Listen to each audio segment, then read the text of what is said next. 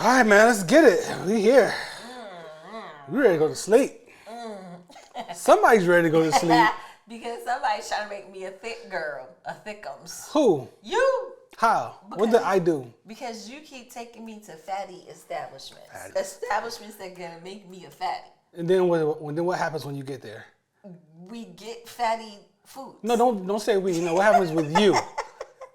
I eat the food. Do I feed the food to you?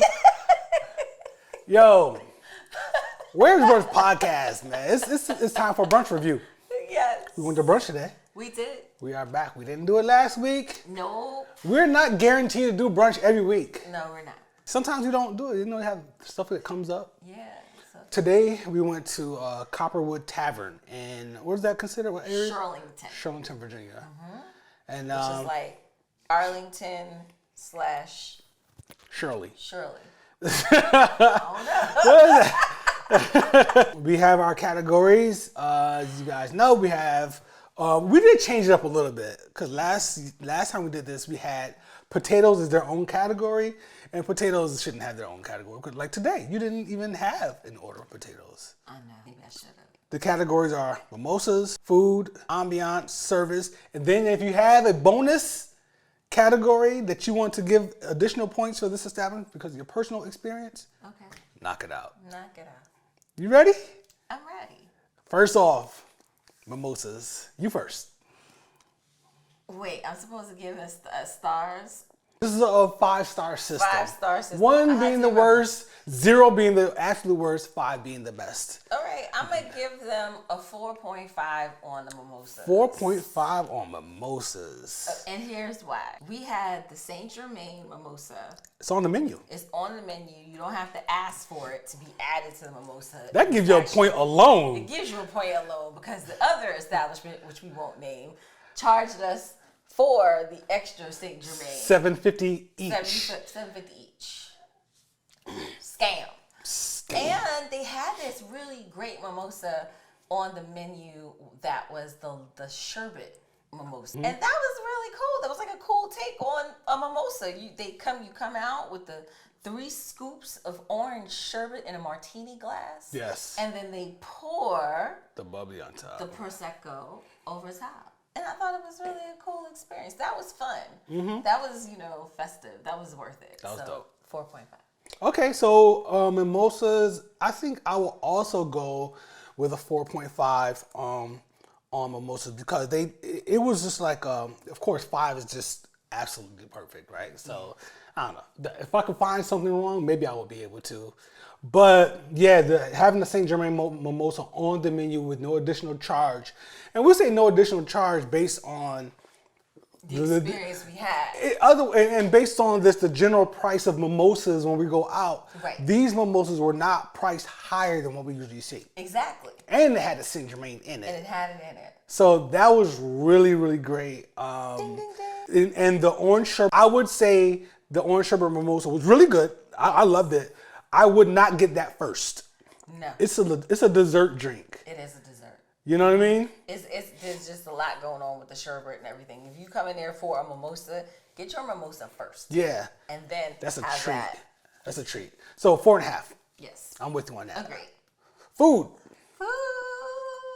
I got the chicken and waffles, and the way I found this place is that I went to a food group on Facebook and I asked for the best chicken and waffles in the DMV area, and somebody suggested Copperwood Tavern, and we looked at the menu and they had fried green tomatoes on there. Hey, that's my thing. It's gonna remain your thing. I'm not going into it. And she was sold, so we went there to that. I got, like I said, the chicken and waffles. It was very different and very, very good. Mm-hmm. Now, people who know me know that I am a syrup addict. I'm a syrup junkie. You may also just bring me extra syrup out the gate, right?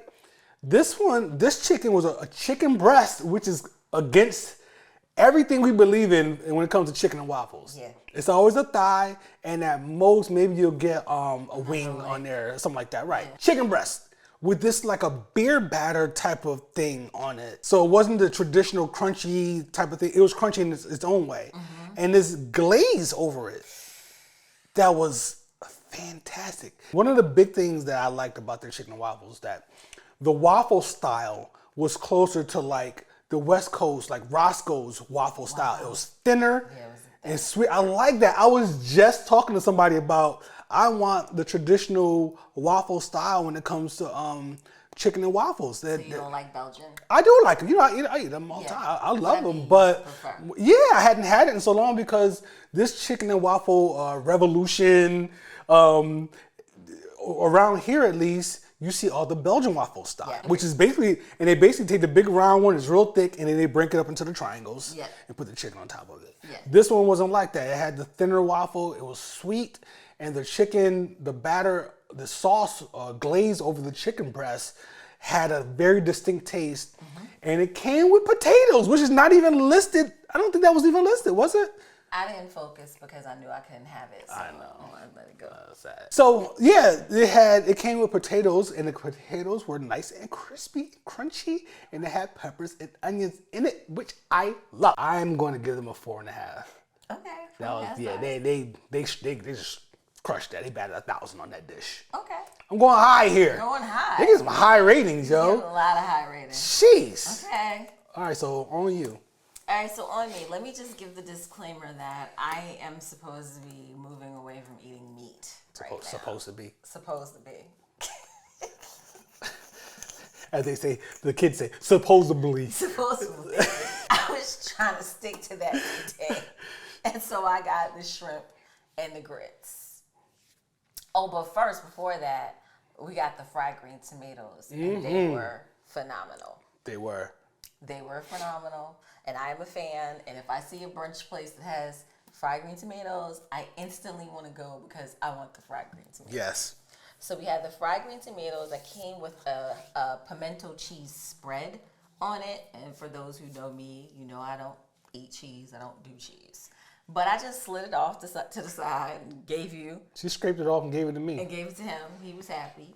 And then for the shrimp and grits, I had a question because it said that they were Gouda grits, smoked Gouda.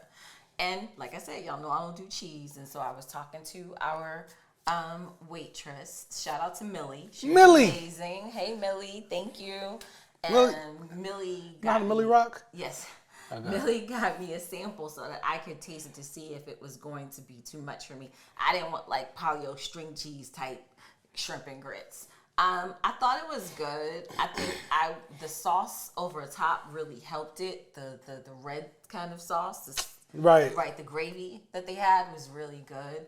It also had peppers and onions and ham, and I wasn't really feeling the ham. I would have probably preferred an andouille sausage if that was in it, but it was alright. Did they have the ham listed? They didn't have that listed. The ham was listed. It was? Okay. And I should have asked to take the ham out, but I didn't. Because I was already trying to get the Gouda out the grits, and they said they couldn't do it. So I thought, all in all, the fried green tomatoes were a hit.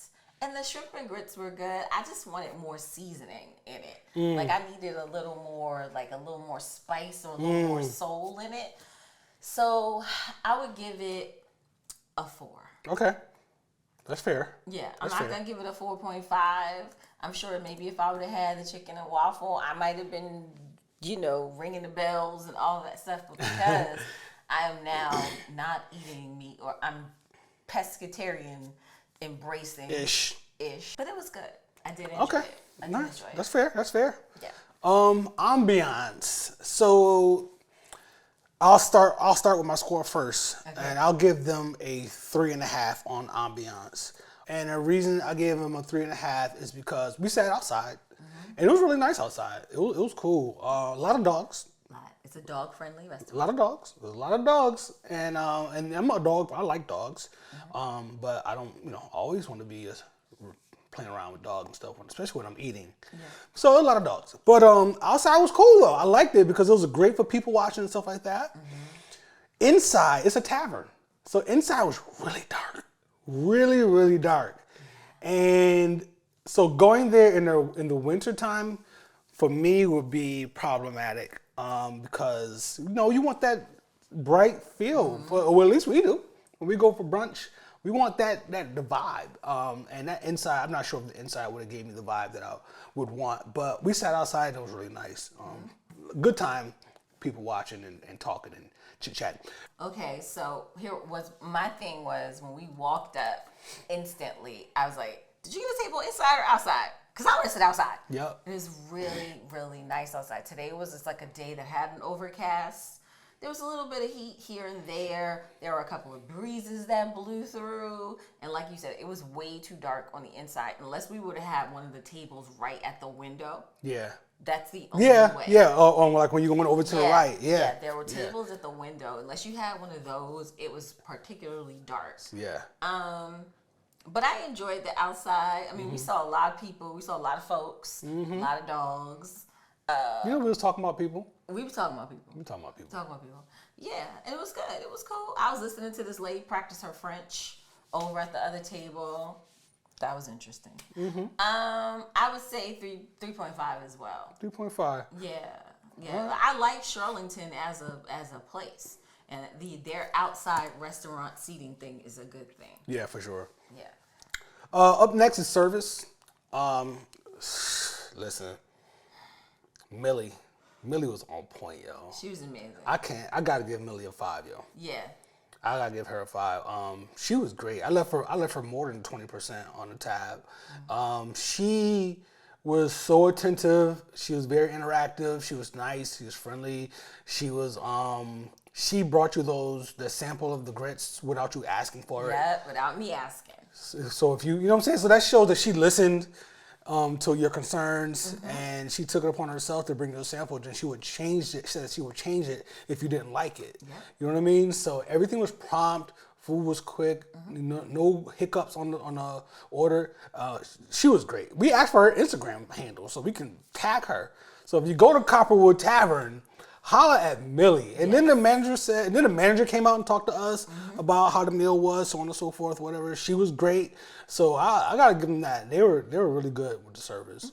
And she said, well, Millie was gonna leave back in November, but they convinced her to say it, something like that. So there's a lot of value in her for sure. So I'll give them a straight 5 on that for sure. And I'm gonna do the same. I think Millie was phenomenal. I think just watching the staff, because I was paying attention, I could see the other staff moving around and the attention that they were paying to guests. And I think that it was a really good experience. But our server, she was phenomenal. So Millie gets a 5 from me as well. And thank you for letting me taste the grits in advance to be sure that I was going to be all right with it. Because I was struggling. I really wanted some chicken and waffle. And I couldn't do it because I need to... Health first, Health right? first. Yes. Something like that. Yes. Bonus. I think, do I have bonus points? I would say, let me see, our tab, I would say I'm going to give them some bonus points for their pricing. Because if you think about what we got and what it came out to, we had 6 cocktails, right? 6 drinks.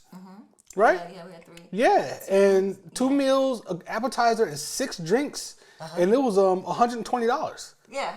That's pretty good. That's good.